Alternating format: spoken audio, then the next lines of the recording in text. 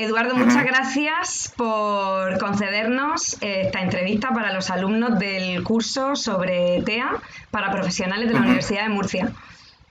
Nada, muchas gracias a ti, Noelia, por darme esta oportunidad. Nada, es un placer. Un placer Mm, conocerte, conocer tu Sí, obra, porque sé que eres un igualmente. gran artista y te sigo por Face y por Gracias. Instagram, y conocerte, aunque sea a través de las redes, ¿vale?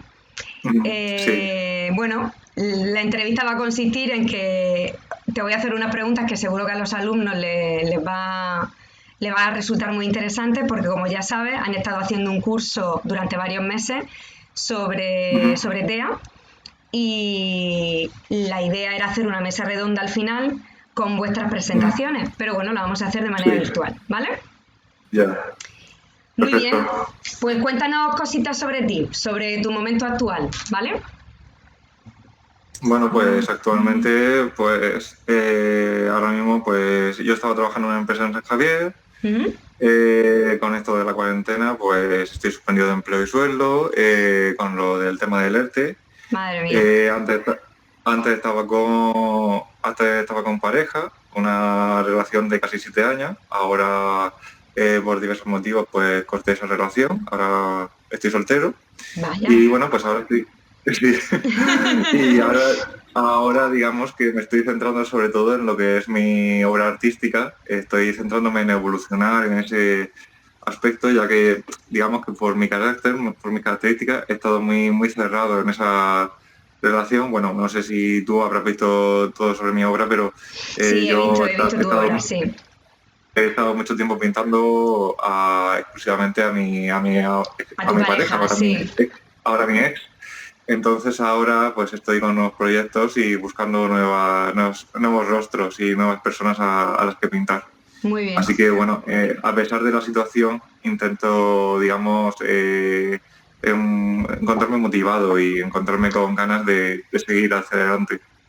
Qué bien, fantástico. Además del Sí. arte, ¿tienes otras aficiones? Pues como afición pues, podría poner los videojuegos, nada más, pero que es una afición que de niño, una forma de, digamos, retraerme un poco del mundo, porque muchas veces pues con todos los estímulos y tal, muchas veces y también sabes que tenemos mucha hiperactividad mental, los que Ujú. tenemos TEA, entonces debido a eso pues me sirve para relajar un poco la mente. Bien, me imagino que juegas online con otras personas de otros lugares. No, no, que va. A mí la verdad es que lo del online nunca me ha gustado. A mí me gusta jugar solo, yo y el videojuego, que Ajá, yo muy siempre he bien. sido en ese sentido. Yo Ah, y la pues historia, yo y genial. los personajes, sí. Muy bien, Porque luego es por bastante online, relajante. Es igual como sí, cuando sí, a mí, por ejemplo, me da por leer. Soy yo y el libro, es exactamente igual, claro. exacto, Ujú. exacto. Vale, muy bien. ¿Tú cuándo recibiste el diagnóstico de TEA? Bueno, la verdad es que la historia sobre mi diagnóstico, pues es bastante, digamos, un poco especial, porque a mí me lo detectaron a los 15 años. Ajá, Pero debido a motivos familiares, pues no fui debidamente informado y me enteré sí, por un profesor mío de una academia de pintura a la que iba, ajá, que por que por una serie de circunstancias y tal, hablando, pues me lo comentó. Y luego ya sí. aparte, pues se lo dije a mis padres y ellos ya me lo confirmaron, de que yo tenía Asperger. Ajá. Y Entonces, bueno, dime. ¿cómo te lo tomaste? Es decir, ¿hubo ahí un periodo de transición en el que tú realmente te informaste sobre el síndrome de Asperger y estuviste preocupado por el diagnóstico? Sí, hubo un periodo, por así decirlo, podemos llamarlo un poco de duelo, en el que pues estuve informándome, estuve aceptando mi condición, lo que yo soy, y de hecho he tenido un gran periodo en el que yo rechazaba, o sea, a mí me daba un poco de vergüenza, o sea, Ajá. de decir a los demás en cuanto a otras relaciones que yo soy una persona con Asperger, pero ahora ya pues, lo digo, vamos, como el que dice pásame la sal. Ujú. Yo lo pongo en mi descripción que soy artista Asperger, como una forma para el resto de gente que tenga la misma condición que se sienta identificada y pueda contar conmigo para ponerse en contacto. Entonces, digamos que todo eso pues lo he ido superando. Claro, lo has integrado en tu identidad. Ujú. Sí, exacto. Genial. De hecho, en el sitio donde trabajo lo saben. Ajá, muy bien. Ujú. Mm. Eh, ¿Tu infancia fue complicada? ¿Tuviste malas experiencias? Sí, la verdad es que sí. Yo he sido un crío, pues, vamos, en palabras de mi madre, pues siempre he sido un crío risueño, que se relacionaba, pero precisamente por malas experiencias he tendido a, pues, digamos, a ser más introspectivo Ajá. debido, pues, al bullying, a que los demás niños, pues, me rechazaban. Yo siempre lo he dicho, yo de pequeño me sentía ya como si una parte me faltaba a mí una parte, como un engranaje de una Sí. gran maquinaria. Entonces, pues he sufrido pues mucho rechazo y sobre todo mucha incomprensión porque son momentos en los que dices, pero ¿por qué me rechazan los demás? ¿O por qué ocurre esto? ¿Qué es lo que tengo yo dentro de mí? O sea, ¿qué es lo que me ocurre para que esto suceda? Ajá. Eso es lo peor, digamos, esa impotencia de, de decir, oye, pues ha ocurrido esto, pues es por esta causa, que Ujú. es ahora mismo, digamos, en mi vida, es lo que yo, digamos, sé controlar y sé ahora manejar. Cuando ocurre algo, sucede algo, alguna discusión o algún problema, pues, pues pregunto, o sea, pero oye, pero ¿por qué esto? ¿Por qué lo otro? Y en base a esos errores, aprendo, digamos, a manejar nuevas situaciones. Ajá. Muy bien. Eh, ¿Tuviste problemas, por ejemplo, con los apoyos del centro? ¿O tuviste problemas para elegir tus estudios superiores? Pues problemas para elegir estudios superiores, no, la verdad. Pero lo de los apoyos del centro, como digamos que estuve bastante encubierto, es decir, no Ya. me enteré hasta tarde del tema de mi TEA. No, no pude recibir los apoyos suficientes, porque yo fue a los 15 años, estaba en tercero, cuarto de la ESO, luego Claro. pasé a bachillerato Ujú. y luego en la universidad. Y sobre todo en la universidad sí que cuando yo me noté que me iba liberando un poco de, de ese encierro mío, por así decirlo, de ese duelo, Sí. y yo lo comentaba a los profesores en ciertas situaciones que me eran difíciles, sí que no notaba que había comprensión ni empatía Ajá. en cuanto a eso. Bien. Eh, ¿A ti te gusta que te definan que tienes Asperger o que eres Asperger? No, a mí me gusta decir que soy Asperger, que Ajá. es una parte de mí. Bien. Es que fíjate, a mí me parece muy curioso porque tengo varios chicos con Asperger. Bueno, yo no te lo he dicho, yo soy psicóloga, trabajo en una asociación también. Sí, Y, y muchos de mis adolescentes o adultos también me dicen lo mismo que tú me estás diciendo. Y los profesionales nos empeñamos mucho en intentar cambiar un poco la terminología para intentar haceros la categoría lo más cómoda posible y nos equivocamos. sí. Mm. Fíjate, Sí, muy curioso. yo de hecho, precisamente cuando digo cosas que soy artista, digo soy artista de Asperger, o sea, Ujú. soy Asperger. Claro, No, y cuando hay alguna persona que me hace referencia al Asperger, por ejemplo, como una enfermedad, le digo, no es una enfermedad, es una condición, es una forma de ser, es una efectivamente. forma de... Ujú. Y de hecho hay gente que me dice, pero ¿por qué lo dices tanto tal? Y dice, yo creo que, y además en ti que no se nota tanto, porque como lo he trabajado mucho, Claro. pues no es algo que es tan evidente, pero yo digo, no, yo lo digo porque es una parte de mí, forman parte de ver mi visión del mundo y de ver las cosas. Yo lo digo, es como si yo, por ejemplo, fuera daltónico, vería los colores de forma distinta. Claro. Entonces, pues eso, yo veo la vida de forma distinta. Ujú. Muy bien. Muy buena comparativa, me gusta. Esa metáfora me gusta. La utilizaré. Gracias. ¿Qué dificultades educativas y sociales te encontraste o te has encontrado en tu vida? Pues educativas, tendría que puntualizarte a qué te refieres, por ejemplo, de educativas. por ejemplo, ¿tuviste problemas con, no sé, por ejemplo, los exámenes de selectividad, que por ejemplo suelen ser más complejos para las personas con TEA o con síndrome de Asperger por el tema de, pues eso, los exámenes multitudinarios, mucho contenido, cosas en ese sentido? Es decir, algunos ciertos obstáculos que viera, jolín, me cuesta un poco de trabajo saltarlo. No, el tema de, por ejemplo, de los exámenes, yo es que llevaba muy controlado todo eso y en bachillerato seguía una rutina muy, muy estricta, Ajá. impuesta por mí. Y Sí. yo además era, vamos, el típico empollón, yo me empollaba los apuntes, pero de esto que lo memorizaba y luego lo soltaba en los exámenes. O sea que en ese tipo, en aspecto educativo, no. De hecho, tanto en primero como segundo de bachillerato saqué la categoría de matrícula de honor. Muy bien. Y Fantástico. en el aspecto social sí que es el que más lo he notado porque, por ejemplo, en bachillerato, como ya no estaba, digamos, en ese yugo del bullying, Ya. me salió como una vena, la vena soberbia, podríamos llamar. Ujú. Entonces, claro, como también he estado con el tema de los estudios, pues que siempre, aunque yo siempre he sido muy competitivo, y entonces estaba pues que eso, cuando sacaba el examen o tal, o me sabía las cosas, pues me salía esa vena, que yo no lo hacía a malas, sino simplemente porque me salía. Sí, a veces una característica muy común, un cierto grado de altivez, Sí, que sé que no es voluntario, ¿vale? Y que además es transitorio.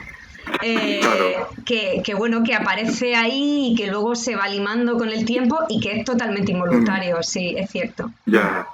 Que a mí muchas veces mi familia me han dicho, dice, es que no tienes que ser tan soberbio, tan prepotente. Digo, pues si yo no pretendo serlo, digo, me sale solo. Efectivamente, es totalmente Sí, involuntario, claro. sí. Eh, ¿Cómo valoras la información de la sociedad, la información que tiene la sociedad del TEA y del síndrome de Asperger y de la diversidad dentro del espectro?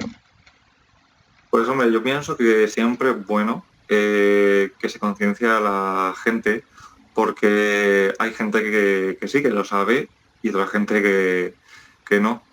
Hoy en día se ha popularizado mucho pues por series. Pues, por ejemplo, pues Big Bang Theory, el otro día pues vi a mi padre viendo esta serie de Sherlock Holmes, que también Sí, es pues, lo cierto. ponen los personajes, etcétera. Entonces, pues por muchos personajes de series o de películas, eh, digamos, se ha dado más información, Sí. pero también es cierto que hay una cierta información errónea, Mm.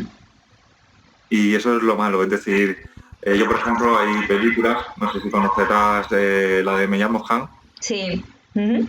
Pues la de Me llamo Han, o sea, hay cosas que por ejemplo no están bien ejemplificadas. Por No. ejemplo, pues digamos, el personaje que prácticamente parece que es autista, Sí. porque más que tiene síndrome de Asperger. Sí, Entonces, realmente yo lo ubicaría más dentro del TEA y mm, además quizá todo lo que se ve conductualmente en él no va como muy... Bueno, claro, yo como veo mucho a lo largo del día, pues no casa mucho con su rendimiento intelectual ni con su... es como que no exacto. casa, sí, está demasiado muy edulcorado en la película, sí.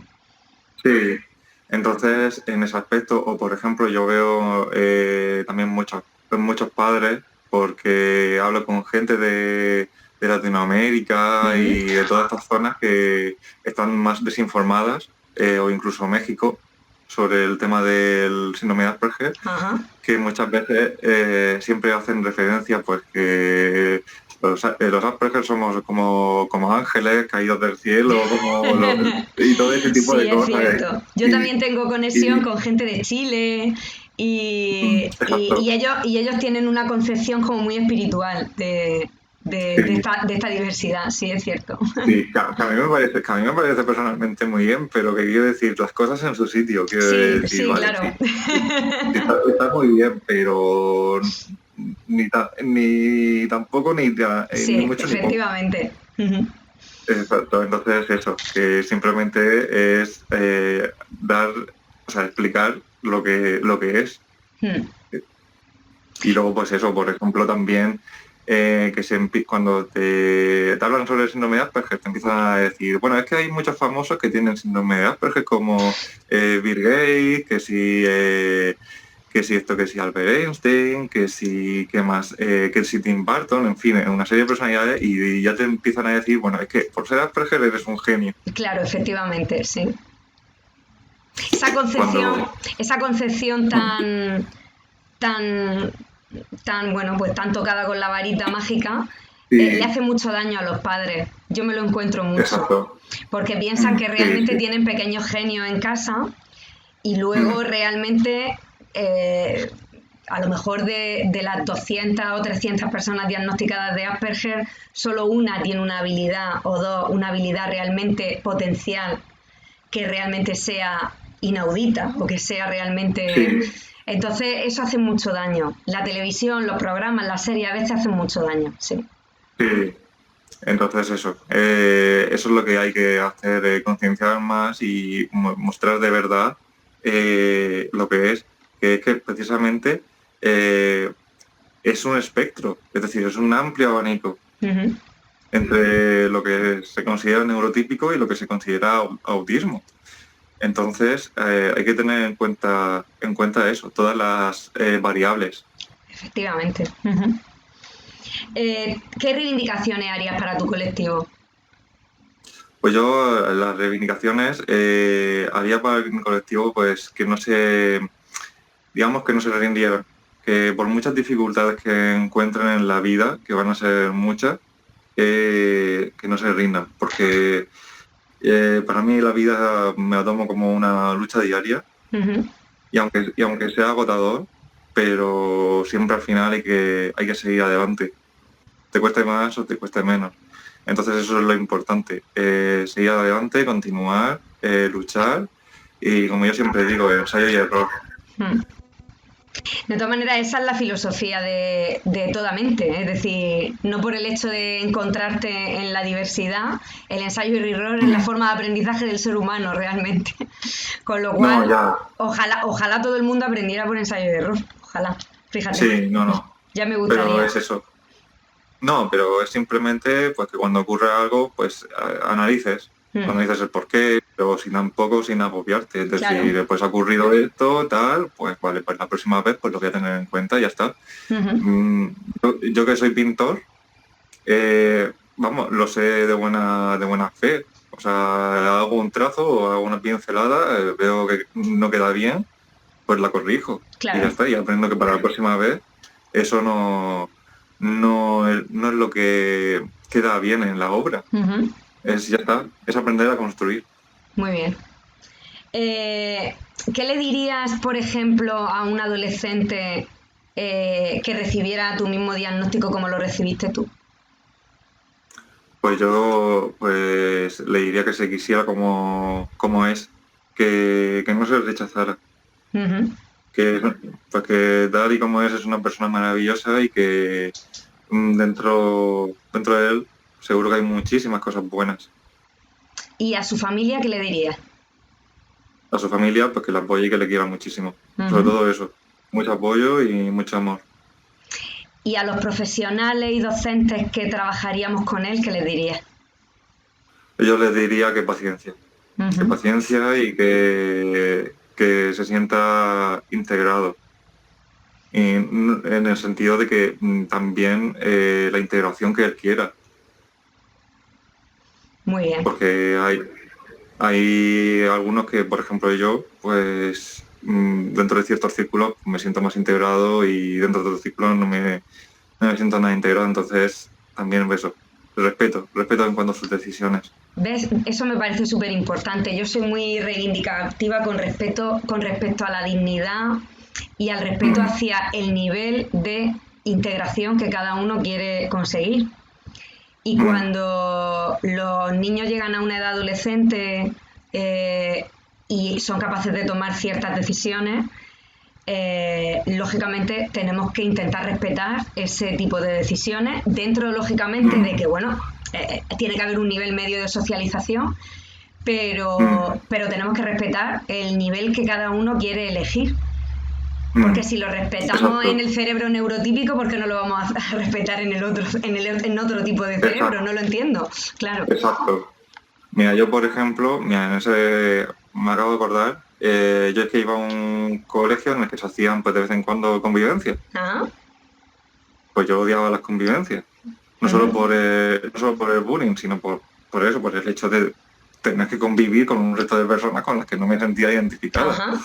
O por ejemplo, también era un colegio religioso, sí, y a veces dábamos misa y llegaba el momento de dar la paz al prójimo. Y se me acercaba muchas veces los típicos que se metían conmigo. Para darte la paz a propósito, además. Sí, y a mí me van a decir, te dicen, la paz te la va a dar quien yo me sé. Sí, efectivamente, vaya paz te llevas, amigo. Sí, exacto. Entonces eso. Madre mía, vaya tela. Pues estas son las preguntas que queríamos hacerte. ¿Tú tienes alguna cosita más que decirle a los alumnos del curso? No, la verdad es que ya te digo, yo con las preguntas me han parecido muy buenas. Me gustaría pues eso, poder estar presencialmente y a la gente que estuviera ahí poder resolverles dudas o entablar conversación. Porque de verdad a mí me encanta hablar sobre el tema. A los APRs en general nos encanta hablar de nosotros mismos, pues a mí me encanta hablar de mí mismo. Así que...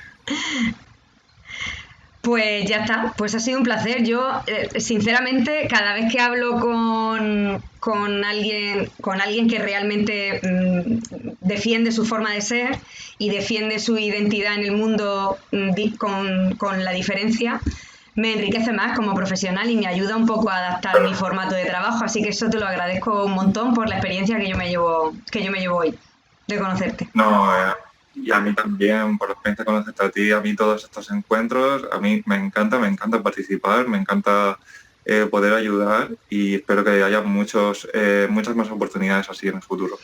Pues no te preocupes, que las habrá, seguro. Te deseo mucha suerte, ¿vale?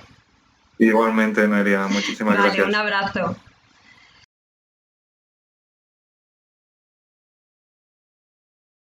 Esta entrevista es para el curso de Trastornos del Espectro Autista para profesionales que realiza la Universidad de Murcia. Y como cierre al curso, que desgraciadamente por el tema de COVID-19 hemos tenido que hacerlo de manera virtual, teníamos preparada una mesa redonda con vosotros, invitados que queríamos haceros partícipe de este curso, puesto que lógicamente se habla de vuestros trastornos y por tanto sois los primeros que tenéis que venir a hablarnos de él, porque los profesionales, bueno, pues sabemos muchas cosas teóricas, pero realmente quienes sabéis realmente en qué consiste el TEA o el síndrome de Asperger sois vosotros. Entonces, pues la idea era haceros unas preguntas para que todos los alumnos puedan conocer mejor y puedan conocer el TEA de primera mano, de mano de los protagonistas. ¿Qué te parece, Paloma? A mí bien. Perfecto, muy bien. Pues venga, pues empezamos, ¿de acuerdo? Cuéntanos un poquito de cosas sobre ti en el momento actual, es decir, pues cómo te describes, cuáles son tus aficiones, a qué te dedicas. Pues actualmente vivo en casa con mi hermana y con mi madre, que es también mi mejor amiga. Tengo una perra que se llama Kira, que es como mi sombra y me hace mucha compañía. Me da todo lo que no encuentro en las personas y con ella me entiendo de una manera especial. Ahora mismo me dedico a esperar. Justo una semana antes de que nos confinaran, empecé unas prácticas a través de la asociación en la que estoy, en la Consejería de Educación como ordenanza, pero están paradas. También iba una mañana a la semana de voluntaria Cruz Roja, a grabar datos en el ordenador. Hace 2 semanas que sé que he aprobado el segundo examen de la oposición de auxiliar administrativo del Estado. Eso quiere decir que tengo plaza y que voy a ser funcionaria. Así ¡bravo! ¡Felicidades! Sí. Así que ahora me toca esperar a que el proceso de la oposición termine y me den sitio en el que trabajar. En cuanto a mis aficiones, me gusta leer, montar construcciones de Lego, colorear y tocar el piano, aunque en esto avanzo despacio porque soy autodidacta. Bueno, pero las personas autodidactas que tocan música luego hacen cosas fantásticas. Yo me he tirado todo el confinamiento viendo vídeos de covers de gente que de manera autodidacta de repente ha empezado a tocar instrumentos. Es fantástico. Sí. Qué bien. Oye, me encanta la relación que tienes con tu perra. Sí, es diferente. Qué bien, es fantástico. Yo también tengo un perro y me gusta mucho la conexión que se establece con un animal de compañía. Es fantástico, son algo más que un animal de compañía. Vale, cuando recibiste el diagnóstico de síndrome de Asperger, es decir, ¿cuándo te enteraste? Pues a ver, yo siempre he sabido que era diferente. Y en mi entorno todos decían que yo era especial, pero lo supe cuando tenía 19 años. ¿Que cómo lo supe? Pues lo supe porque hice un test por internet que encontré por casualidad y que se llamaba Aspie Quiz y que estaba en inglés. Yo lo hice porque me aburría y me llamó la atención el nombre. Y me salió que era un Aspie. Lo que hice fue buscar información y encontré lo que era el Asperger, que yo en ese momento no lo sabía. Cuando mi madre lo leyó, pues lo que hizo fue ponerse a llorar. Y lo que hice fue llevarle el test al psiquiatra porque estaba yendo porque tenía depresión y ansiedad. Y él me dijo que él y la psicóloga veían algo pero que no sabían qué era. Entonces fuimos a Aspermur y la psicóloga le dijo a mi madre que sí que tenía Asperger. Y pues para tener el diagnóstico oficial, pues a través de la universidad acabé en el equipo específico de autismo de la consejería, que fue el que me diagnosticó. Vaya, muy curioso, un diagnóstico muy tardío ya con 19 años, fíjate. Sí. Qué curioso, madre mía. ¿Y fue duro para ti recibir la noticia? Pues para mí en principio fue un alivio, pero luego como que te paras a pensar que todas las limitaciones esas que tú veías que ibas a superar, a lo mejor son parte intrínseca de ti y te va a costar más superarlas de lo que tú pensabas. Entonces claro, como que hay un pequeño proceso de duelo. Fíjate, Eduardo me dijo exactamente la misma frase. Fíjate, qué curioso. Qué fuerte. Estoy aprendiendo mucho cuando hablo con vosotros. Sois los mejores libros de los que se puede aprender. De los libros realmente no se aprende tanto. ¿Cómo fue tu infancia? Es decir, ¿la recuerdas con problemas en los estudios, con problemas en las amistades? ¿Sufriste acoso escolar? Pues, a ver, yo en mi infancia era vista como una niña buena, tranquila y extremadamente tímida. Y cuando iba a los pocos cumpleaños que me invitaron, yo me quedaba con los padres cuando era más pequeña. Luego más adelante me di cuenta de que se supone que tenía que jugar con los niños. Y yo me iba con ellos, pero no les preguntaba ni siquiera si podía jugar, no sabía hacerlo. Y si me decían que jugara, pues tampoco sabía cómo jugar. Así que mi único juego durante la infancia fue jugar a los nenucos, que es algo que me enseñó a jugar mi madre. Y yo lo que hacía era recrear obsesivamente mi rutina diaria con ellos, como si fuesen reales, pero no salía de lo que me había enseñado mi madre. Y en cuanto al colegio, pues se metían conmigo todo el tiempo. Desde que estaba en infantil, que recuerdo una escena que toda la clase estaba alrededor mío, me querían pegar y yo no sabía por qué. O sea, yo no lo entendía. Hasta bachillerato, que se metían conmigo por seguir las normas rígidamente. Y en cuanto, por ejemplo, a los chicos, tuve 3 a lo largo de mi escolarización. Un chico y una chica en primaria y una chica en secundaria, pero como yo no sabía interactuar bien con los demás, me terminaba quedando sola en el recreo y en los trabajos en grupo. Los profesores siempre le decían a mi madre que yo era muy buena y como sacaba muy buenas notas, pues estudiaba muchísimo, pues nadie se dio cuenta de que me pasaba algo. Y conforme fui creciendo y las exigencias sociales aumentaron, pues mis problemas también aumentaron. Claro. Sí, yo les he intentado, a mí me ha tocado explicarle a los alumnos la parte de adolescencia. Sí. Y efectivamente lo que les quise transmitir era eso, que en la adolescencia las exigencias sociales son más altas y por tanto se dificulta el problema de adaptación y que no termina la cosa en la niñez, sino que en la época adolescente empieza realmente el vértigo, empieza lo duro. Sí. Sí, ¿verdad? Sí. Vale, muy bien. ¿Cómo te defines? Es decir, ¿a ti te gusta que te digan que tienes Asperger o que eres Asperger? Bueno, para mí, yo digo que yo soy autista, pero para mí. Yo utilizo todas las formas independientemente del contexto. Yo, dependiendo del contexto, utilizo una forma u otra. Yo digo que soy autista porque no se puede separar el autismo de mí. Forma parte de mi personalidad y sin él yo no sería la misma persona. Y ahora, yo no digo que soy Asperger porque no me gustan las cosas que hizo Hans Asperger, que las he leído en internet. y no merece que yo lo nombre como parte de mí. Vale, muy bien. Me gusta mucho eso, muy bien. Veo que te has informado mucho sobre la historia y la evolución histórica del diagnóstico del Asperger y del autismo. Sí. Muy bien, eso es fantástico. Conocerse uno a sí mismo forma parte también del saber histórico, de todo. Así que eso es muy bueno. ¿Qué dificultades educativas y sociales te has encontrado en tu vida que quieras remarcar? Pues en cuanto a las dificultades educativas, siempre he tenido problemas de atención en clase y de comprensión de términos y conceptos abstractos. Nunca he sabido subrayar, hacer esquemas, porque nadie me ha enseñado ni tomar apuntes por los problemas que tengo para seguir lo que la gente dice, ya que me cuesta comprenderlos cuando no me hablan a mí directamente o cuando hablan muy rápido.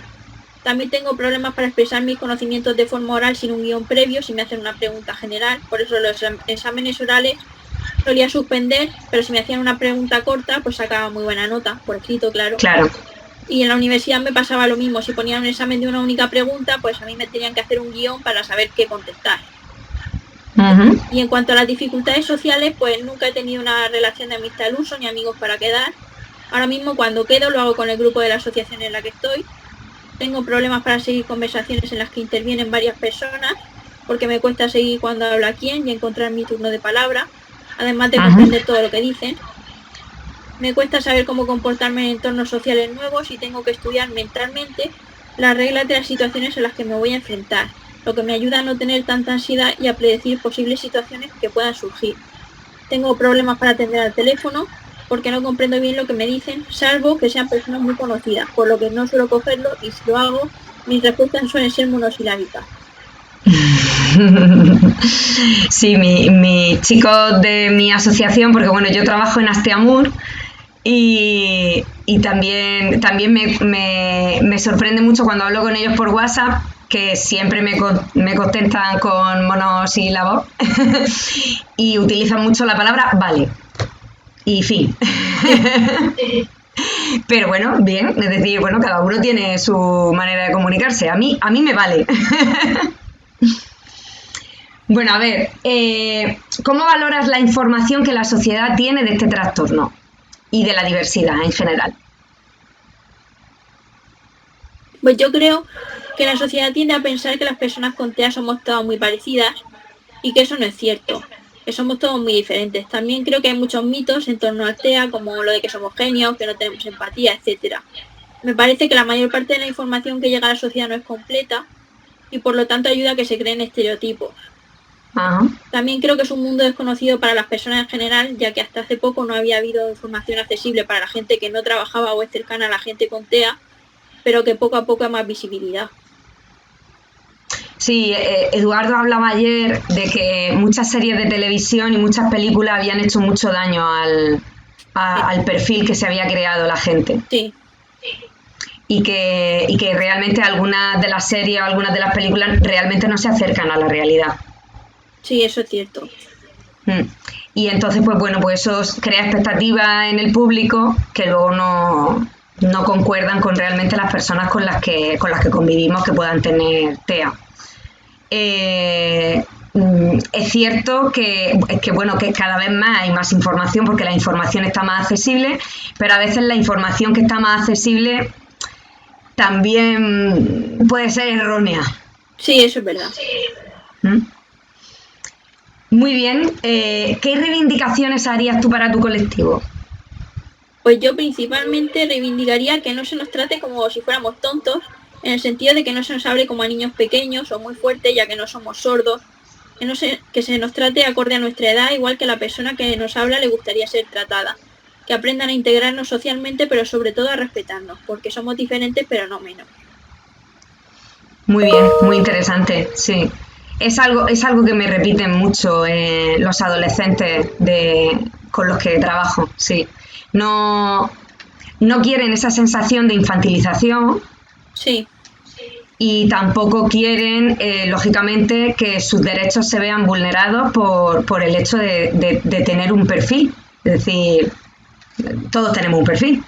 Pues bueno, cada uno tiene el suyo, vosotros tenéis un perfil y vosotros os dais cuenta de que vuestros derechos están un poco vulnerados con respecto a los demás. Entonces, bueno, pues es normal que eso lo queráis reivindicar. ¿Te ha costado mucho acceder al sistema de oposición a ti? Pues, a ver, a mí lo que no es que me haya costado mucho, me ha costado mucho seguir el proceso. El proceso. Porque muchos nervios porque no son claros en las fechas, no son claros en la... No son nada claros. Sí, hay mucha incertidumbre siempre. Y bueno, ahora pues para adaptar el puesto y todo eso, pues a ver, desde la asociación en la que estoy me van a ayudar, pero que, o sea, me van a ayudar Claro. a hacer los trámites y todo eso. Pero que Claro. no parece tampoco fácil. O sea, no hay un papel que diga tienes que hacer esto en internet. Ya, o sí, sea, ellos no es tienen verdad. información. Es verdad que en los trabajos no hay mucha definición de los puestos y cuando hay que adaptar un puesto a una diversidad humana, cuesta un poco de trabajo, pero hay que hacerlo, es decir, porque diversidades hay tantas como personas. Así que, y todos no nos podemos medir por el mismo rasero. Vale, ¿qué le dirías? ¿Tú qué edad tienes ahora, Paloma? Yo ahora 26. 26. ¿Tú qué le dirías, por ejemplo, a un adolescente con tu diagnóstico, con lo que ya sabes ahora? Pues yo le diría que la adolescencia se pasa, que la vida no es fácil y que está llena de retos, que somos más fuertes de lo que pensamos y que podemos con todo. Eso sí, que siempre es buena idea apoyarse en los de alrededor, en los que te quieren, pero sin olvidar que tú eres tu mayor apoyo y que si tú quieres algo lo conseguirás. Déjate ayudar y aprende a vivir contigo y tu condición. Pide que te incluyan en la sociedad e inclúyete tú. Muy bien, muy interesante. Tiene que ser recíproco, es decir, hay que exigir incluirse y también hay que dejarse incluir un poquito, ¿vale? ¿Y qué le dirías a la familia de esa persona? Pues que tengan paciencia, que el camino es duro con nosotros, pero que tiene sus recompensas. Que no pongan los objetivos a largo plazo, sino que vivan el día a día y los pequeños avances, y que lo celebren ya que nos cuesta mucho progresar, pero podemos hacerlo. Que intenten organizarnos y dejarnos organizar nuestras rutinas, sin sobrecargarlas de actividades, porque así la vida nos resulta más fácil. Muy bien, me ha gustado mucho eso último que has dicho. Me cuesta mucho trabajo hacerle entender a las familias de mi asociación que no tienen que sobrecargar a los chavales con demasiadas cosas y tienen que intentar hacer un poquito más pequeño el gran sobreesfuerzo que hacéis todos los días. Sí, que hay que descansar también de la actividad social y de la actividad en general. Sí, porque si para nosotros es importante encontrar nuestros pequeños momentos de descanso, pues vosotros los necesitáis quizá un poquito más porque, bueno, vuestra exposición social os genera ciertos niveles de estrés. Entonces, no me cuesta mucho trabajo hacerlo entender, fíjate, y tú lo has explicado de una manera muy sencilla. Muy bien. Y a los docentes o profesionales como yo que vamos a estar viendo este vídeo, ¿qué nos dirías? Pues yo les diría, igual que a los padres, les diría que tengan paciencia, pero también empatía. Que se pongan en nuestro lugar, que intenten conocernos un poco y con esto me refiero al alumno en concreto y no al TEA. Cuando notamos al maestro cercano aprendemos mucho más fácil. También les diría que hagan esquemas y que enseñen a hacerlos, que usen imágenes y colores siempre que puedan. Que hagan actividades significativas para los alumnos y que les puedan servir en un futuro en la vida exterior. Por poner un ejemplo, jugar a las rebajas comprando ropa rebajada para practicar los porcentajes les ayudaría a entender el mundo mejor y a poder comprar en el futuro en las mismas condiciones que otra persona, ya que tenemos problemas para generalizar los aprendizajes. Igual de importante es para mí que el entorno, el resto de los alumnos de la clase, conozcan las peculiaridades del compañero con TEA, para así entenderlo y hacer más fácil su inclusión en el grupo. Muy bien. Pues yo por mi parte como profesional te agradezco mucho tus palabras. Escucharte es mucho mejor que abrir un libro de TEA, ¿vale? Porque realmente tu información se adapta mucho más a la realidad que la de cualquier escritor que pueda escribir, que escribe desde la teoría, ¿vale? La mayoría de la gente que escribe libros no tienen contacto directo con las personas con TEA o lo tuvieron y luego escriben su experiencia con ellas y no se adecuan tanto a la realidad como lo que tú estás contando. Por eso es tan importante que se pueda transmitir esta información a los alumnos que actualmente, o bien porque les ha llamado la atención este tipo de trastornos, o bien porque están complementando su formación, quieren saber más y acercarse más al mundo del autismo. Así que yo, por mi parte y por la suya, te lo agradezco un montón. Gracias. Ha estado fenomenal. ¿Quieres despedirte de alguna forma, Paloma? No, nada, las gracias por permitirme participar. Pues a ti, ha sido un placer.